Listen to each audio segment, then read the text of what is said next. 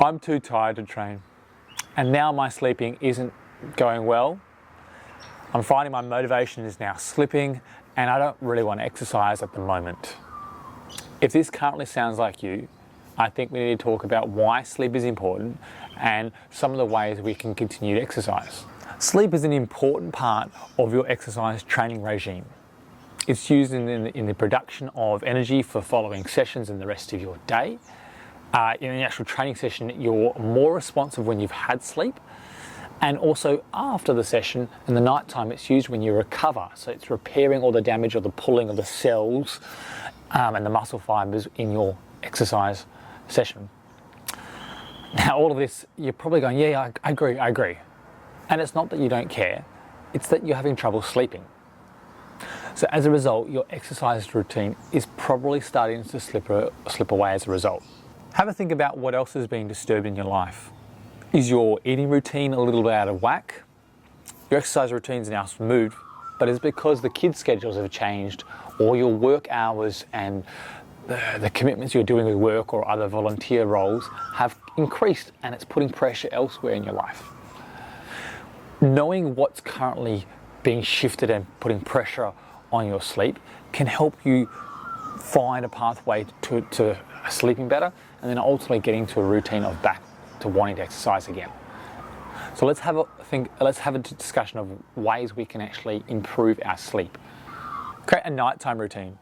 Humans work on routine so well. We are very automated in our thinking, and by setting up a regular pattern of I'll put this down, I'll move the pillows, I'll move the cushions over here, I'll start getting my water ready for the night before, for the day before, will allow you to start focusing on just sleep. Build a comfortable environment in which to sleep.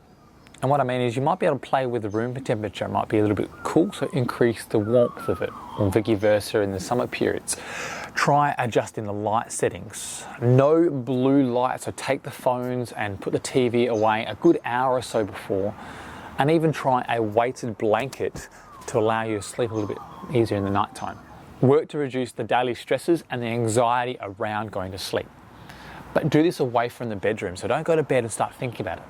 Maybe go down and do some journaling, or write all the things that are currently on your mind, put it down on paper, and then you can visualize and see what's going on.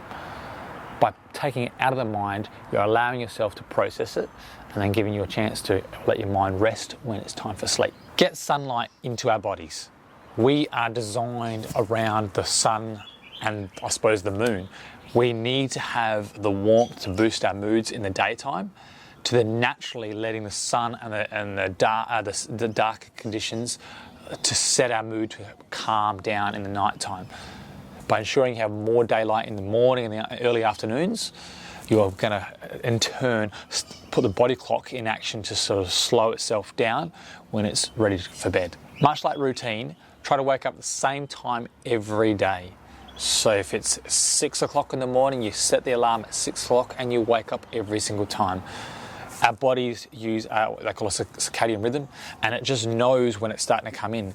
If we start to change the times at all different hours, then it doesn't know when it needs to go to sleep and when it needs to wake up.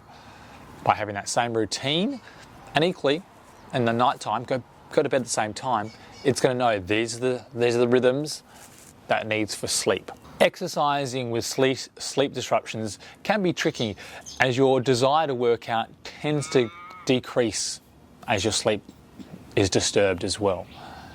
What you can do is obviously get the routine, as we discussed before, and much like our eating habits and our sleep patterns, the routine will allow us to stay in the same pattern with exercise. And currently, if you find that's not working, maybe look to altering what you're currently doing. Possibly there's too much exercise and you've got expectations set too high of yourself to be exercising every day. Maybe you're training in a different time that may not be working best for your sleep habits at this point in time. Maybe try even looking at a different type of workouts. Instead of doing all strength work, maybe do some cardio work.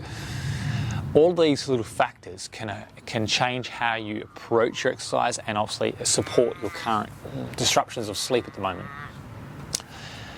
Let's use an example. If you currently train online, so you work out at home and you use some videos and support of a coach online, Maybe go to some group training and have the support of someone guiding you and the fellow peers around you to get you motivated, inspired to want to go. If you're doing classes, maybe look to do personal training sessions, because that individualized time can support the hours that you're needing to do currently, because it's just not working with the sleep in the early mornings or the night times.